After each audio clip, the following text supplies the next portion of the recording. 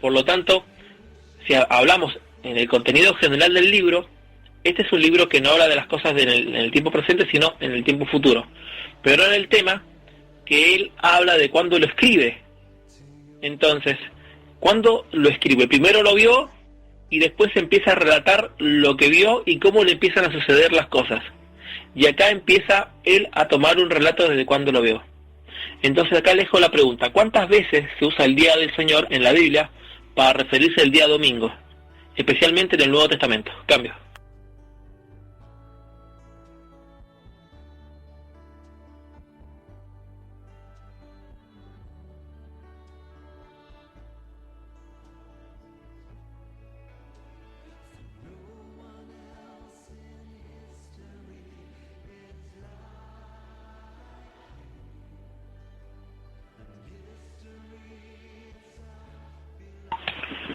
...29 veces en la Biblia, en 29 versículos se encuentra la frase del día del Señor. La otra frase que vamos a encontrar, vamos a ir retrocediendo, es segunda de Pedro 3:10. Pero el día del Señor vendrá como ladrón en la noche, en cuando a los cielos pasarán con gran estruendo, y los elementos ardientes serán deshechos en la tierra, y las obras de ellas serán quemadas. Este día del Señor en el contexto habla del día que viene Dios a manifestarse. ¿Sí? Segunda de Pedro, capítulo 3, versículo 10. La otra vez que la usa Pedro también, sabe el Señor, dice, castigarlos en el día del juicio. Otra comparación del día del Señor es el día del juicio. En segunda de Pedro 2:9. En primera de Tito 1:18, no es el 18, un segundo. El segunda de Tesalonicenses 2:2, esa es la otra versículo. 1:18 no es. Segunda de Tesalonicenses 2:2. Dice: ni espíritu por mi palabra ni por carta, como si fuera nuestra, en el sentido de que el día del Señor está cerca. Nuevamente, el día del Señor, en este caso Pablo, lo aplica al día de la manifestación. Pedro y Pablo. Vamos a segunda Tesalonicenses, capítulo 5, versículo 2. Pero vosotros sabéis perfectamente que el día del Señor vendrá así como ladrón en la noche. Mismo sentido que lo aplica en la segunda carta. En segunda de Corintios 1:14, como también en parte habéis entendido que somos vuestra gloria, así como también vosotros la vuestra, para el día del Señor Jesús. Primera de Corintios 5:5, y tal sea entregado a Satanás para destrucción de la carne, a fin de que el espíritu sea salvo en el día del Señor Jesús. Por lo menos, vamos a Romanos, porque falta el libro de los Hechos. Romanos 14:6. A ver, un segundo. No, tampoco, no ese es el texto, es otro el contexto de eso. Apocalipsis, no, Hechos capítulo 2:20. Hechos 2:20. El sol se convertirá en tinieblas, la luna en sangre, antes de que venga el día del Señor grande y manifiesto. Lucas repite y escribe, ¿no es cierto? Y en este caso el que está repitiendo la frase es Pedro. Pedro en el capítulo 2 de Hechos repite la frase. Lucas 13:15 habla del día de reposo, no, pero es otro tema. Pero por lo menos en el Nuevo Testamento la frase del día del Señor siempre hace alusión al día del juicio. Es el mayor peso que tiene toda la Biblia en todo el contexto. En el Antiguo Testamento sí se habla más veces no del día del Señor, sino del día de Jehová. Entonces el día de Jehová se repite muchas veces en el Antiguo Testamento, así es muy amplio el término. Pero el día del Señor, por Juan, no es aplicada ninguna vez al día domingo, el que escribe la carta. Entonces la interpretación más probable, no digo que sea la interpretación exacta, sino la más probable, es como tradujo en el principio Kadosh israelita. ¿Cuál es la interpretación más probable y por qué es importante y por qué me detengo tanto en este punto? Porque hay que entender de que Juan no está hablando del día domingo, en la interpretación más probable, sino que está hablando de que él fue llevado en el espíritu al día del Señor.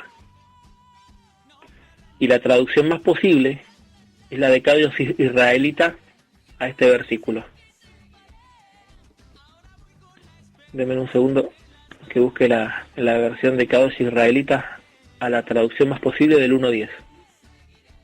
El 1.10 sería así: fui llevado en el Espíritu en el día del Señor. La traducción más posible, marquen ahí Apocalipsis 1.10, háganle un asterisco al final y coloquen un comentario abajo, como la traducción más posible y correcta, porque Reina Valera está traducida no del griego, sino del latín. Bendiciones, mis hermanos y hermanas, bendiciones. Cambio. Bendiciones, Alex. Entonces, la traducción más posible, fui llevado en el Espíritu en el día del Señor. Esa es la traducción más posible. Muy concordante con lo que dice Jerusalén. Caí en un éxtasis el día del Señor. Pero Jerusalén, Kadosh da una intención de que él fue llevado al día del Señor que escribió Pablo, al día del Señor que escribió Pedro, y al día del Señor que escribió Joel, repitió Pedro y escribió Lucas, en el capítulo 2, en el día del Señor grande y poderoso. Así que, mis hermanos, ¿por qué es importante este punto? Porque este punto ya no... primeramente hay un punto de discusión, ¿no? ¿Cuál es el día del Señor, el día del Señor? Entendamos que, de acuerdo a la Biblia, Juan fue llevado al día del Señor. Y ahí cierra claramente en el contexto de que Juan fue el que vio todo, con el capítulo 2, o sea, con el versículo 2. Apocalipsis 1.2 dice, la traducción correcta, entendíamos que mientras Reina Valera nos daba una intención del que estaba viendo era Jesucristo, y las otras traducciones nos entendían claramente en el contexto del que todo lo que vio Juan. Juan tiene la visión, y después de tener la visión, se va al lápiz y papel. No es que Juan fue a la visión con lápiz y papel y se puso a escribir todo, o recibía la visión, como en el caso, recibía el relato, como en el caso de Moisés escribía y Dios le decía, anota y escribe todo lo que te van y te ordeno. O sea, él estaba consciente, estaba despierto y estaba escribiendo. No, acá Juan no estuvo consciente ni estuvo despierto, y no sabemos ni siquiera si estuvo en su cuerpo. Las personas que fueron llevadas en el cuerpo, aparte de Juan, tenemos también el relato de Pablo. Pablo dice que fue llevado, no sabe si en el cuerpo, fuera del cuerpo, no lo sabe, pero sabe que fue al tercer cielo. En el caso de Juan no fue al tercer cielo, fue al día del Señor. Por lo tanto, cierra claramente esta explicación del 1.10 con la intención general de lo que escribe en el 1.2, de que él lo vio. Y para verlo, él fue llevado en el Espíritu en el día del Señor. Su cuerpo estaba en Patmos, pero su espíritu fue llevado en el tiempo, en el Cronos, y superando el Cronos y el Cairo de Dios, para ver las cosas como ocurrieron. Y si empezamos a leer el relato, dice, y vi y fue llevado, o sea, pareciese que fuese saltando de escena a escena, como un simple espectador.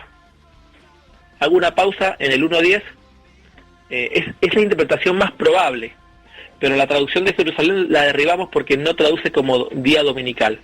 Porque si hubiese estado haciéndose el libro como el día domingo, diría claramente de que fue llevado el primer día de la semana. No se está enfocando al día que ocurren las cosas, sino en el día que vio las cosas. Cambio. Así es, profe, estoy revisando la nueva versión, la NBI, en el 1.10, y me llama mucho la atención porque dice, en el día del Señor vino sobre mí el Espíritu. Vino sobre mí el Espíritu y le llevó, que aquí el Espíritu le llevó, vino sobre mí el Espíritu y le llevó. Aquí da también otro tipo de interpretación en este capítulo, profe, cambio. Son traducciones todas, y todas las traducciones están sujetas a interpretación, del griego al castellano. Entonces, es ambigua, ¿no? Ahora, si fue eso que le ocurre el día del Señor como el día domingo, como se interpreta, o fue llevado al día del Señor como se interpreta la segunda postura, ¿no es cierto? La cual me parece la más clara, como que el Espíritu fue al día del Señor, y no es el día del Señor que le ocurre la manifestación. Esa es la pequeña diferencia. En el contexto general de los primeros versículos que leíamos, en el 1.2, queda de acuerdo de que si él lo vio, y él lo ve en el día del Señor. Y el día del Señor, la mayor aplicación que hemos visto en el Nuevo Testamento es cuando el Señor ocurre todas las cosas. Cambio.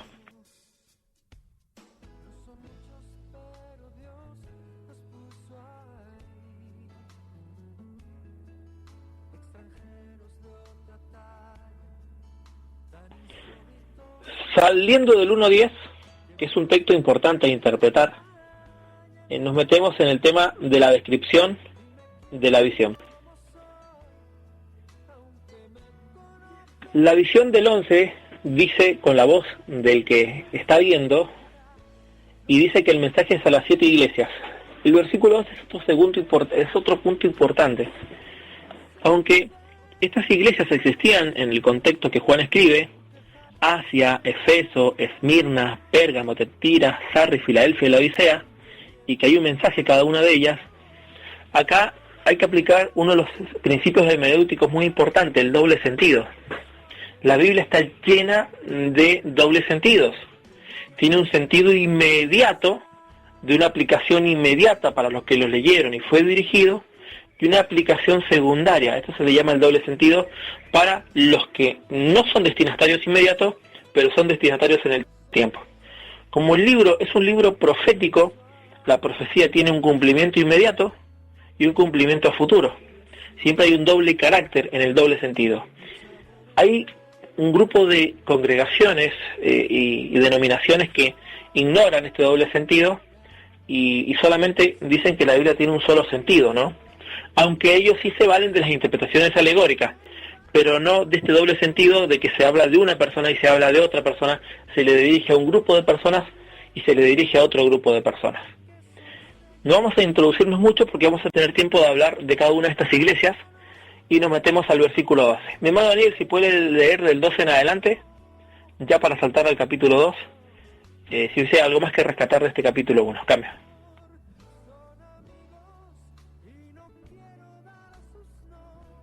Me llamaba la atención, profe, aquí estaba leyendo la Kadosh y de verdad que es totalmente diferente del 1 al 11 con lo que dice la Reina Valera.